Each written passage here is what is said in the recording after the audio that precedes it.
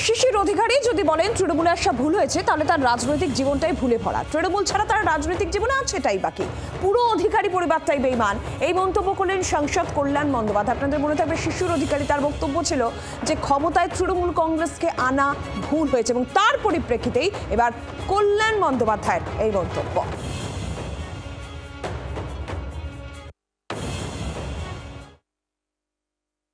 বুড়ো বয়সে ভীমরতি হয় তো সে ভীমরতি হয়েছে। 2001-এ উনি এমএলএ হয়েছেন তৃণমূলের টিকিটে, 2006-এ এমএলএ হয়েছেন টিকিটে, 2009-এ তৃণমূলের টিকিটে এমপি হয়ে মন্ত্রী হয়েছে। তা উনি যদি বলে থাকেন ওনার ভুল হয়েছে, তাহলে ওনার গোটা রাজনৈতিক জীবনটাই ভুল। ওনার রাজনৈতিক জীবনে তৃণমূল ছাড়া কি আছে?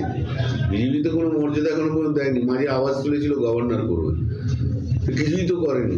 আসলে অধিকারী ফ্যামিলি হচ্ছে, বোঝা যাচ্ছে যে একটা বিশ্বাসঘাতকের ফ্যামিলি। এটা শিশিরদা প্রমাণ করে দিল।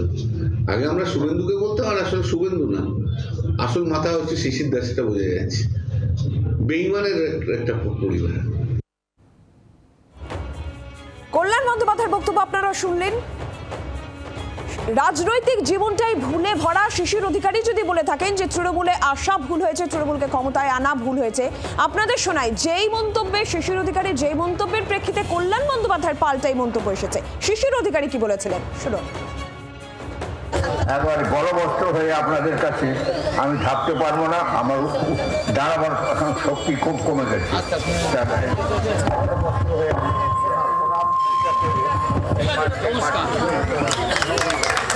এই মাটি ছুঁয়ে আপনাদের কাছে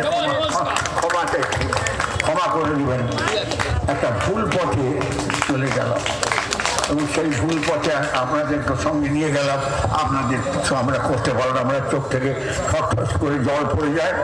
এই সমস্ত পরিবার এই পিছনটায় দাঁড়িয়ে ব্রাহ্মণ সন্তান আপনাদের কাছে ক্ষমা চেয়ে নিচ্ছি। আমি ভুল করেছিলাম, আপনাদেরকে সেই পথে চালিত করেছিলাম, আপনারা ক্ষমা করবেন। 26 সালের একবারে পরিষ্কারভাবে আপনার ভারতীয় জনতা পার্টিকে নিয়ে আসুন মোদীজির নেতৃত্বে। আমি ওদের ইতিহাস অনেক জানি, অমিত শাহজিকে খুব ভালোভাবে জানি।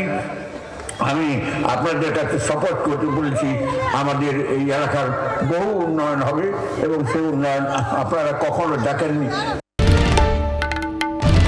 বাংলার আওয়াজ, বাঙালির আবেগ, জি 24 ঘন্টা।